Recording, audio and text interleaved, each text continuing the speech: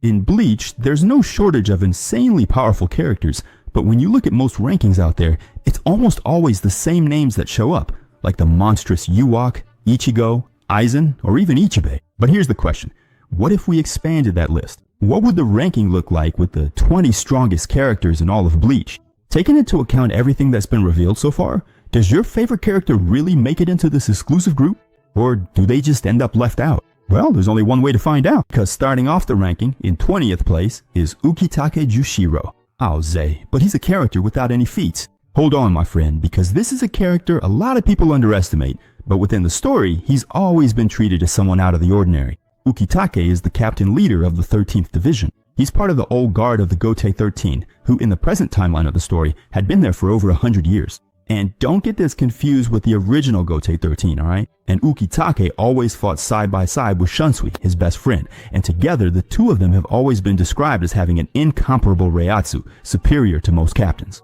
And since he and Shunsui are always portrayed as equals in various parts of the story, that's why he's placed here in this ranking. But what really made Ukitake unique is the fact that for almost his entire life, he hosted Mimihagi, the right arm of the Soul King, inside his own body. In other words, he wasn't just a powerful captain, he was literally a divine vessel. The story makes it clear that we're talking about someone directly connected to the fundamental forces of the Bleach universe. Technically speaking, his level is insane because he had such refined control over his Reiatsu that he spent his entire life sustaining his completely weakened body using only spiritual energy. And just to give you an idea of how high that level is, when the captains try to open a portal to the Soul King's palace, the loss of Ukitake's Reiatsu can't even be compensated for, not even with the visors and other high-level Shinigami like Shunsui and Zaraki present. Besides that, he's a master of Kido, assisting in complex rituals, opening portals, and using defensive techniques with extreme ease in combat.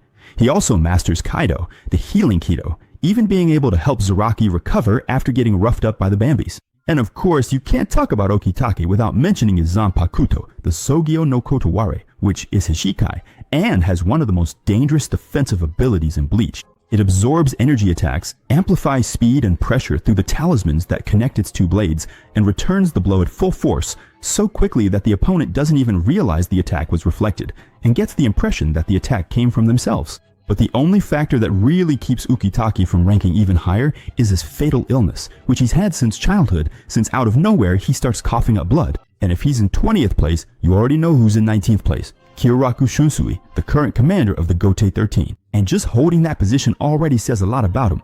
Shunsui is part of the absolute elite of the Soul Society, one of the oldest, most experienced, and most respected captains in history. Alongside Ukitake, he has always been described as someone with an incomparable Reiatsu, superior to most captains. Just like his friend, Shunsui isn't crushed by Yamamoto's spiritual pressure, something that automatically takes 90% of Bleach characters out of the conversation. And of course, this power isn't just for show in this story. He was able to defeat Coyote Stark, the #1 Espada, using only his Shikai.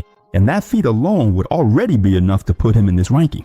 In combat, Shunsui is a master swordsman, extremely technical, unpredictable, and adaptable. He fights by exploiting angles, distractions, and the element of surprise, switching hands, stances, and attack rhythms with incredible ease. The enemy almost never knows where his strike is coming from, but the real terror begins when he releases Katen Kyokotsu, his Shikai, which operates with a unique logic in Bleach. It turns children's games into reality, and anyone who enters the range of his Reiatsu is forced to play, whether they like it or not. And this even applies to Shunsui himself. And the list of games is just wild. There are shadow games, height games, color games, tag, and even the pinky promise. Each technique imposes specific rules, and making a single mistake can mean death. It's a fighting style that doesn't punish brute strength, but rather the lack of understanding of the rules, where some of the main ones are as follows.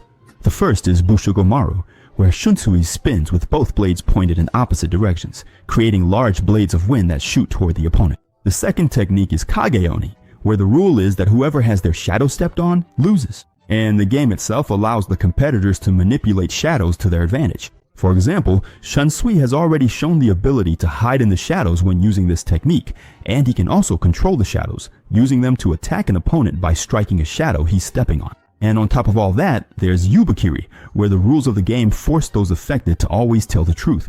And if any participant lies in any way, first they'll lose control of their fingers, then their whole body will become paralyzed, and with the third lie, they'll feel excruciating pain. But that's not even his peak. His peak is his bankai, the Katen Kyokotsu Karamatsu Shinju, which transforms the battlefield into a staged tragedy, where Shunsui and his opponent take on roles in a double suicide story, with each act being inevitable. It works like a narrative curse, leading the enemy step by step toward death. The first act is the hesitation of the shared wound, where any injury that Shunsui or his opponent inflicts on each other will also appear on their own bodies, as if the wounds are shared. The second act is the pillow of shame, where black stains appear all over Shunsui's opponent's body, causing them to bleed profusely. The third act is the separating abyss, where Shunsui and his opponent are swallowed by a huge and inescapable body of water, where both must remain until one of them runs out of Ryatsu and drowns. And finally, there's the final act, the scissors cutting the thread over the blood-stained throat, where after sheathing his swords, Shunsui wraps a white thread around his opponent's neck over and over again before pulling it tight, leaving a deep cut in the throat that widens before causing the head to explode. In 18th place is Azashiro Kenpachi, a name that a lot of people simply overlook, but when you understand what he's capable of, you realize we're talking about one of the most dangerous characters in Bleach. Azashiro is the 8th Kenpachi in history. He was the captain of the 11th Division, a member of the influential Azashiro family, and earned the title of Kenpachi by defeating Kenpachi Koryashiki, someone who was even a candidate for the Royal Guard. And the most absurd part is, he won that fight almost effortlessly. His Zanpakuto's ability was so great and problematic that the Soul Society considered him a systemic threat, to the point where the Royal Guard was forced to intervene, which made him give up on putting his plans to wipe out all the Hollows into action. And just so you get an idea of his level, he was able to fight on equal footing with Zaraki, even before unleashing his full power. And since he lost, a lot of people take that isolated fact to label him as weak or a disappointment, when in reality, looking at the context of the story, right after Azashiro goes back to prison, Aizen notes that if he had fought seriously from the start and hadn't let Zaraki evolve during the fight, he could have actually defeated him. And as I mentioned earlier, the real terror of Azashiro begins when we talk about his Zanpakuto, Orozako. And his case is simply unique. His Zanpakuto permanently exists in its bankai state. Its power is just absurd. Azashiro merges with everything around him: ground, air, buildings, objects, energy, literally anything. And according to Yoriichi, his inner world is constantly fused with the outer world. And even before he was sealed in Muken, Azashiro was already merged with all of Seriete. This made Seriete itself an extension of his own body. He could sense everything that happened in that space, hear, observe, notice any difference, distinguish between living beings, objects, and even spiritual intentions. Thanks to this, Azashiro knew about Ichigo's existence, Aizen's rebellion, and even obscure details like Yumachika's true Shikai. This absolute hyper-awareness is so advanced that given enough time, he can even overcome Aizen's Kyoka Suigetsu, something that took 2 days, but is still an unbelievable feat. In battle, this translates into a real nightmare. Azashiro can shape and manipulate the entire environment, create and control hundreds of invisible blades, become invisible by merging with the air, teleport over great distances, attack without moving, without looking, and without revealing his intent. And as if that weren't enough, he's an absolute master of Kido. By merging with the environment, Azashiro is able to unleash hundreds of high-level Hado, like Itokaso, all at once. He does this without incantation, without injuring himself, and since he has shown he can use Gigas as a catalyst for Kido, one of his deadliest techniques is Seitayugo, where he merges directly with the enemy's body and destroys them from the inside, crushing vital organs. For example, that's how he killed Kuroyashiki, by attacking his heart and internal muscles directly. So if he's really all that, why is he only in 18th place? Well, because Azashiro's power comes at a very high price.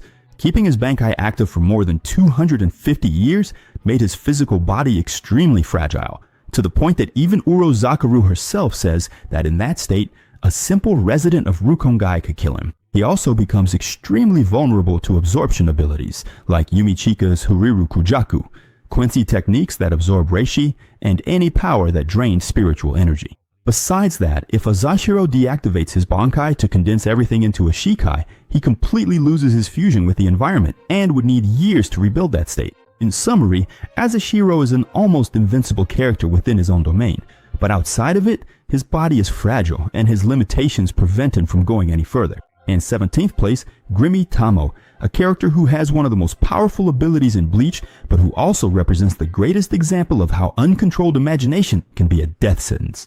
Grimmy isn't just a powerful Quincy. Even within the Vandenreich itself, he was treated like a monster. Grimmy himself considers himself the strongest Sternritter, and what's even scarier is that the vast majority of Quincy's actually get nervous and wonder why they let him loose on the battlefield. Even characters like Jugram Hashwalth were clearly afraid of him. Peppy even says that Grimmy should stay locked up, because when he's free, he's just too unpredictable. And that's not an exaggeration. His spiritual power is simply colossal, on a level comparable to or even greater than that of many captains of the Gotei 13. There, Toto even goes so far as to say during Izagi's novel that Grimmy could defeat the entire Gotei 13 by himself, considering that Yamamoto had already been defeated. And the greatest proof of the danger he represents is that Yuak himself had to create special seals to keep him contained. In battle, he proved this by fighting on equal footing with Zaraki, injuring the captain to the point that much weaker Sternritters like the Bambis could have finished him off. But of course, none of this explains the true terror of Grimmy, what makes him one of the most broken characters in the series. His Shrift, the Visionary, where everything he imagines becomes reality. If he imagines that his body is harder than steel, it becomes so. If he imagines that a wound is healed, it simply disappears. If he imagines that his enemy can't breathe, the enemy suffocates. And that's not all. Grimmy can create lava, water, steel, gigantic structures, completely reshape the battlefield, create modern weapons like machine guns and missiles, or even open fissures in the ground. But that's just the tip of the iceberg. To strengthen his imagination, he can literally create life, even another version of himself. And in his fight against Araki, he was able to imagine a gigantic meteor capable of destroying all of Serete, which is basically the size of a country. And he also created outer space itself. And all of that forced Araki to release a Shikai while he was still wearing his eye patch. But Grimmy can go even further. He creates sentient living beings like Guinalé and Chaz Domino, each with their own abilities and at a captain level of power, and he can erase them from existence with a single thought. So if he can literally imagine anything, why is he only in 17th place here? Grimmy is defeated by his own power. His Shrift requires absolute focus. If he gets distracted or loses focus, his effects can be undone. Everything depends on conscious imagination. Against Zaraki, for example, when he tried to turn himself into Kenpachi, he forgot to strengthen his own body first to withstand the captain's power, and the result was that his own power destroyed his body from the inside. In 16th place, Askin Naklavar, powered up by Osweilen. And my friend, here's a character who proves that brute strength isn't always the most dangerous thing. Askin is the Sternritter with the letter D, and the only lower-ranked member who was promoted directly to the Schutzstaffel, Yuak's personal elite guard. That alone says a lot. Even before Osweilen, thanks to his ability, Askin was already able to put pressure on Getsuga Majima, a member of the Royal Guard, even with his power sealed, forcing Tenjiro to step in. After being empowered by Osweilen, Askin defeated Tenjiro even with his Shikai active, while Askin himself was only using the most basic form of his Vollständig. Even when he returned his power to Yuak so he could finish destroying the Soul King's crystal, Askin still proved to be extremely strong by easily defeating Grimmjow and even managing to trick and beat Ichigo. On top of that, he also won a 2-on-1 fight against Yoruichi and Shiro and even forced Urahara to use his bankai just to avoid dying. All of this was only possible thanks to his Shrift, the Death Dealing, which allows him to control the lethal dose of basically anything so that it becomes poisonous to his enemy.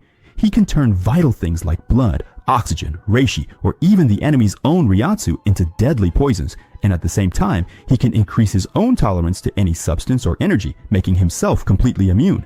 After being exposed to an enemy's Ryatsu, he adapts so quickly that in just a few moments, that power simply stops working against him. But he can also use his special techniques, Gift Ball and Gift Bed. With Gift Ball, he conjures one or several poison balls to throw at an opponent, and anyone who touches these purple balls will almost instantly succumb to the death dealing. Just to give you an idea, a single one of them was enough to incapacitate Grimmjow. And with Gift Bed, Askin covers the ground with a large circular field of poison. Although this so-called pool isn't fatal by itself, if his enemies step into it, Askin can drastically lower their tolerance to a substance of his choice. For example, he can induce acute racy poisoning in his enemies. And of course, his Vollständig is called Hashin, and it has two stages. The basic one used against Tenjiro, and the enhanced one powered up by Scalavarai, which he uses against Yoruichi and Urahara after he was no longer buffed by Osweilen. In this form, besides being able to fly and wield a Rishi staff, Askin has an enhanced version of the Death Dealing, which allows him to use more powerful techniques such as the following. The first is Gift Ball Deluxe, where he creates a giant gift ball centered on himself and enveloping the battlefield. Any enemy caught inside will be subjected to the Death Dealing and slowly poisoned to death. The second technique is Gift Parade, where Askin generates several reishi circles interconnected by the Gift Ball Deluxe to form a barrier, making the space inside inescapable. And finally, there's Gift Ring, which is an extra lethal attack meant to be used against enemies who have proven too strong to be killed by simple poisoning. In this way, Askin expands one of the rings that serves as his bracelets and throws it at an opponent. The ring shrinks as it flies, seeming to disappear, and when it hits a part of the target's body, all the deadly power of the death dealing is concentrated at that specific point, forcing the instant death of the pierced body part. That's how he blinded Urahara. In 15th place, Pernita Ponk Gias, powered up by the Auswählen. Pernita is a hidden Quincy who holds the letter C, but that's just the surface. In reality, he is something much greater. The left arm of the Soul King, an entity that governs the concept of progress, of constant evolution, the one who directly opposes Mimihagi, who represents stagnation, and that changes everything. As a member of the Schutzstaffel, Pernita is above the standard Quincy. His spiritual power is colossal, easily surpassing the level of a captain. This becomes clear when he defeats Zaraki in his base form, even without being boosted by the powers of Auswählen, since, like all the other elite Quincy members, he returned his power to Yuak. Of course, Pernita's type of ability is basically a counter to Zaraki, and speaking of Auswählen, he was able to defeat a member of the Zero Division with sealed power, which was Hikifune, all while he himself was using the most basic form of his Vollständig, which, interestingly, is the only time we see him use it in the series. But perhaps the most disturbing detail is really his Schrift, where, through his nerves, Pernita can connect to the opponent's body and take complete control of their movements, twisting, crushing, and destroying the body from the inside out, and all of this happens in a matter of moments. He twisted Zaraki's arm into a pool of blood and forced Kenpachi to get rid of that arm before the same thing happened to his entire body, otherwise his whole body would have suffered the same fate. He demonstrated this when he obliterated Shinjamaru's giant soldier, and it's not just limited to living beings, he can also extend his nerves into inorganic environments, wrapping around buildings, the ground, and entire structures, creating giant arms and hands to attack his enemies. Even severed fingers remain weapons. Each fragment can open an eye and use the compulsion from a distance. And of course, this nerve power is part of his main ability, evolution. As the ruler of this aspect, Pernita doesn't just fight, he learns. Everything his nerves touch becomes information, and all information becomes adaptation. Pernita evolves physiologically and psychologically in real time, adjusting his body, mind, and abilities as the battle progresses. He learns from his enemies, copies patterns, replicates mental capacities, and even appropriates unique abilities. That's how, for example, he reached Zaraki's power level. That's how he copied features of Mayuri's modified bankai, developing organic solutions to resist the agents attacking him. He has absolute control over his own anatomy. Pernita can alter his shape and size, create new appendages, discard body parts, and assume colossal proportions. And on top of all that, even destruction isn't enough to defeat him. His powers include advanced regeneration and total reconstruction, allowing him to rebuild himself even after his body is almost completely destroyed. In 14th place, Ishida Yuryu, powered up by the Auswählen. Man, if there's a Bleach character who was born to defy the natural order of things, it's Uryu, a mixed-blood Quincy raised far from Yuak's hidden empire, living as an ordinary human in Katakuta town. But at the same time, he possesses a power that even the god of the Quincy's himself couldn't ignore. Uryu wasn't just recruited by the Wandenreich, he was chosen, given the title of the Antithesis, promoted to the Schutzstaffel, and named by Yuak as his successor. And even before all that, his spiritual power was already high. Uryu mastered the Quincy art of reishi absorption, draining spiritual particles from the environment and converting everything into offensive power. Combined with his own reserves, these abilities made him an extremely efficient fighter. After joining the Quincy's, this power skyrocketed. His spiritual level becomes comparable to that of a Shinigami captain, something proven when he defends Yuwatch himself from Ichigo and his allies, and later when he faces Jugrum for a significant period, even though he was no longer empowered by the Auswählen at that point in the story. Of course, it's worth noting that much of the fight happened off-screen, so we don't really know how the battle went throughout the night, and judging by Iryu's condition the next morning, well, it's very likely he spent most of the time dodging attacks or just getting beaten up.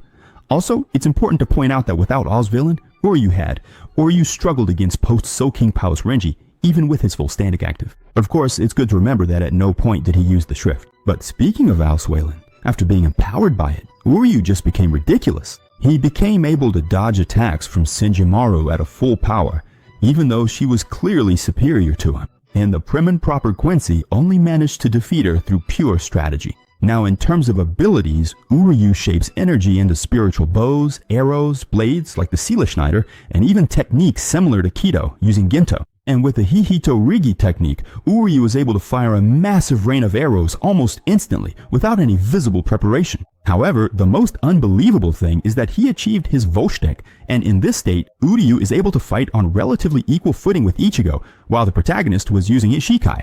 Though, of course, it's worth noting that Ichigo was clearly holding back. So it's not really the best benchmark for comparison, but it's still worth mentioning. In this form, his arrows become absurdly more lethal, and a single shot is capable of piercing through Ichigo's torso and penetrating Renji's chest.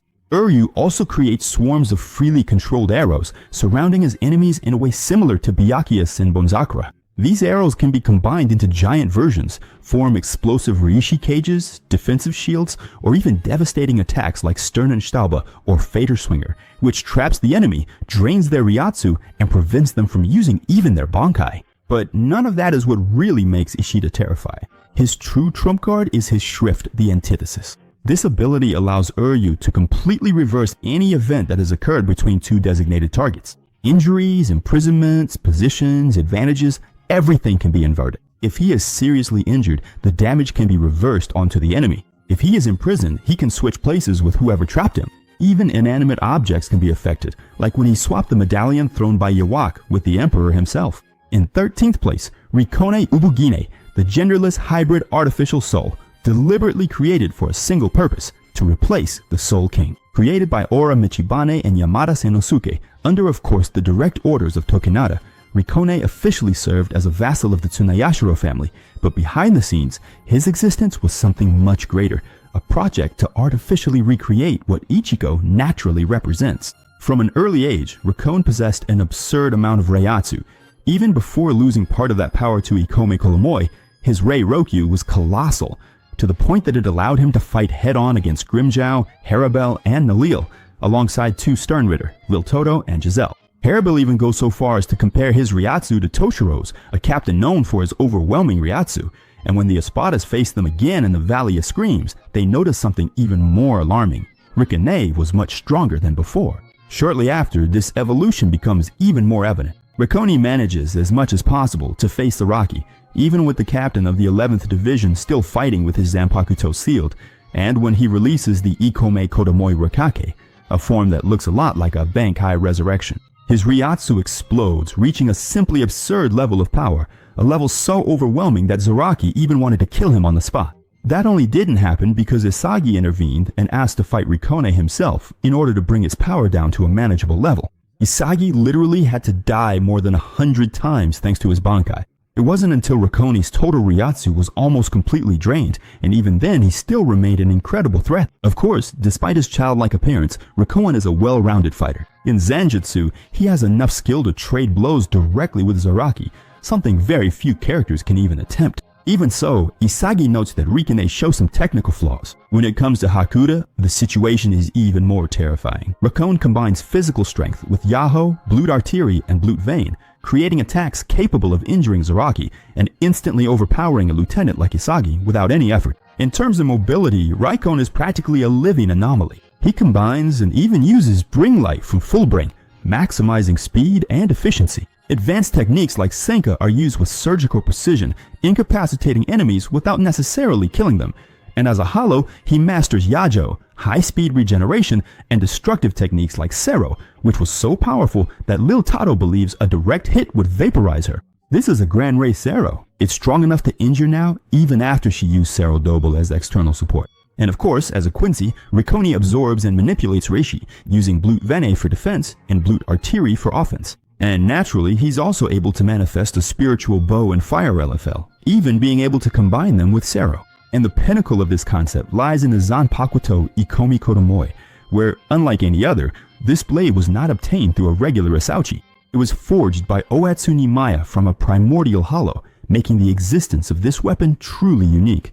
But why does he hold this position? Rikone is so powerful that aside from Squad Zero, which doesn't interfere with what happens in the Soul Society, he could only be defeated by Zaraki, Ichigo, and Aizen in terms of raw power, and maybe Urahara and Mayuri if those two had enough time to prepare. In 12th place, Ikome Kodohori. Even before Zanpakutos existed, a Kamikatamoe was already a living calamity. Originally an Adjicus, this hollow grew so immensely that even Barragan came to respect him. His Ryatsu was so vast that it became practically inexhaustible, surpassing even Vice Lord level Arankars.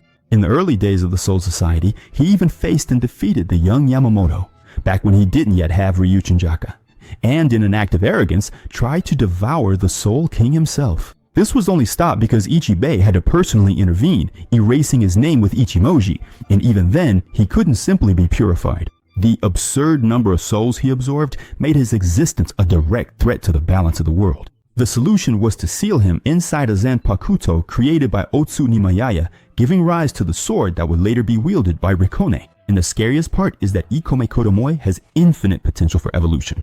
Every soul he consumes permanently increases his power. However, his power still seems inferior to Zaraki's, who defeated the powerful Hollow with a single surprise blow from his Shikai. In 11th place, Zaraki Kenpachi, who is the living definition of raw power in Bleach. Even among captains, his level is completely off the charts. And the scariest thing is that for most of the story, Zaraki fought while unconsciously holding himself back. And after defeating Unohana and removing his mental blocks, the true Zaraki awakens. From that point on, he becomes powerful enough to defeat Grimmy without even taking off his eye patch, facing head-on the Quincy who could turn imagination into reality. Afterwards, he put pressure on Gerard, even when the Sternritter had already been powered up multiple times by the miracle, and had defeated several captains with single attacks, although the giant still hadn't unleashed his Vollständig.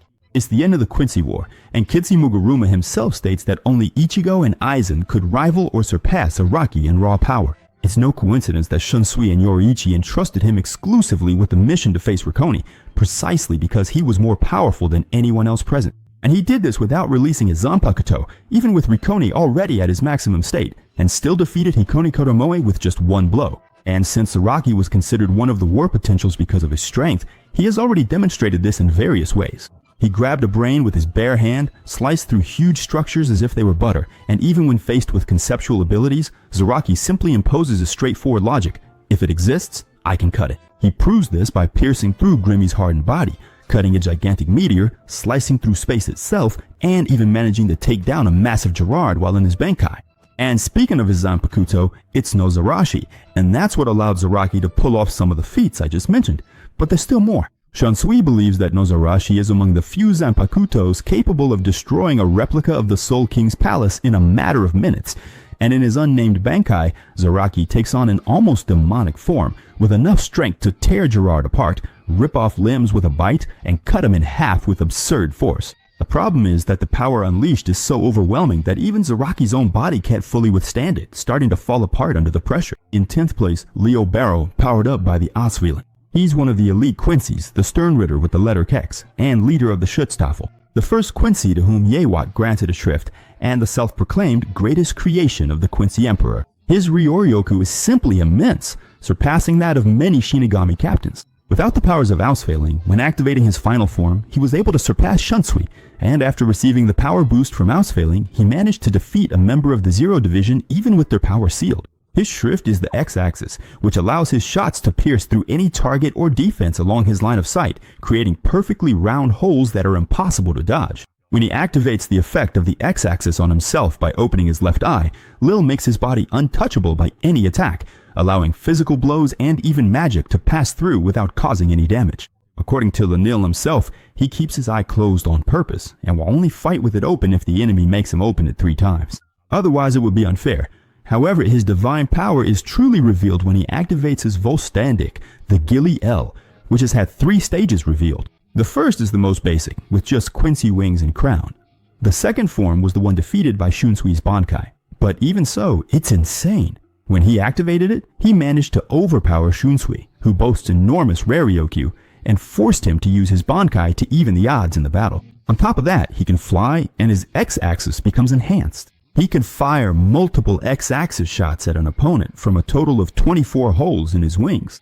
Another point is that while his Vollständig is active, Lil is constantly in a state of intangibility, making him practically untouchable by any physical attack or Kido. He can also teleport and heal from damage suffered in the rare event that an enemy's power manages to bypass his intangibility. However, his true peak is when he regenerates his head and unleashes his final form, where his power is so overwhelming that even Shunsui's Zanpakuto spirit admits the captain had nothing left he could do. In short, Lil becomes what he, Shunsui, and Nanao all call a divine being, and he can only be harmed if his own divine power is reflected back at him. Now, when it comes to his abilities, he can project golden light from his body, channeling it into attacks that still seem to carry the properties of the X-axis, and he demonstrated this with two techniques. The first is Sabaki no Komiyo, where he fires a wave of light forward, and these waves travel extremely fast, can pass through entire cities and leave areas in their path filled with explosions. And the second technique is the God's Trumpet, where he gathers a large amount of Reishi around him to form a golden trumpet above his head. At that moment, when he plays the trumpet, the Quincy unleashes a massive X-axis explosion that annihilates everything it hits. In ninth place, Jared Valkyrie, powered up by the Oswell, the stern ritter with the letter M, a member of the Quincy elite and the host of the Soul King's heart. His Ryatsu is colossal, surpassing that of almost all Shinigami captains. He had complete confidence in his ability to face multiple captains and lieutenants alone, even against extremely powerful opponents, thanks to how his ability works, and that's even without being powered up by the Ausweilen. And with this extra power, even in his most basic voltage-dying form, he was able to defeat Senjumaru while her power was sealed. With his letter M, the Miracle, Gerard manifests almost impossible events as miracles. So whenever he faces nearly impossible odds, especially during battle, the Miracle allows him to succeed anyway, regardless of his normal chances. When facing Byakuyo and Hirakiya Renji, Gerard realized it would be impossible for him to win under normal circumstances, so the Miracle increased his power to allow for victory.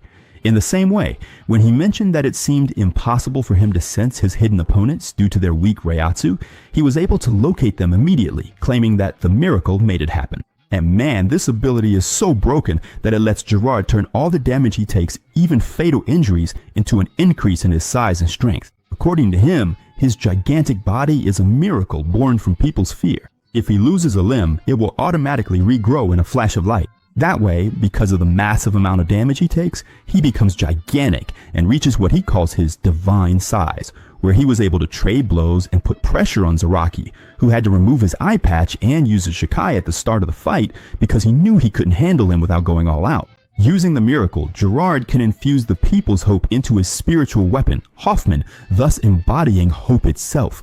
The sword will reflect any damage dealt back to the attacker, and of course his Vollständig is Raseneiga, which has shown three forms. The first is the most basic form with wings and a crown. The second was unleashed when he was already gigantic, and even allows him to fire energy blasts from the tip of Hoffman, which are powerful enough to destroy entire blocks of the Soul King's city. Furthermore, after his body was completely destroyed by the Ika Senjika, he recreated the entire.